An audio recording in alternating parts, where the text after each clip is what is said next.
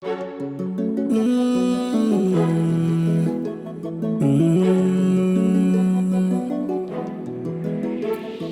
ya saka ni a damuwa mara misaltuwa, da wure don Allah ki ban ruwa mai koren damuwa.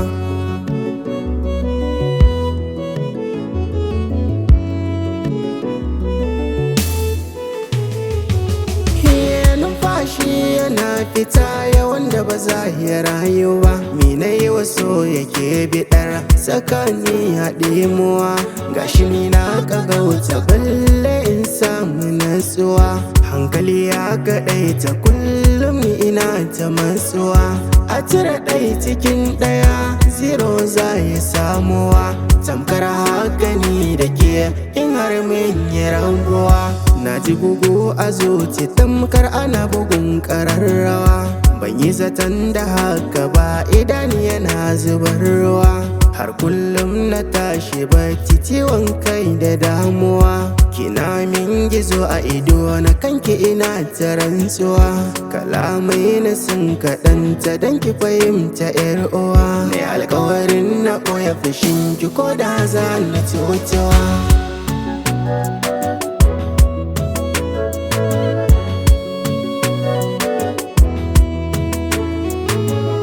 Babu yani a masu sanki ina faɗa, bana gudun ki zan tsare ki tsarin nada. Ko matsayi ki ban ɗan aiki barin nada. Wai na haukace a kanki ake faɗa. Ina yi miki so ya tamkar uwa da ɗa. Da ni da ke muna kamanni ake faɗa. Tunani nake a kanki me zan faɗa. Kalaman da zaki so ni ina kira to zaki je ni.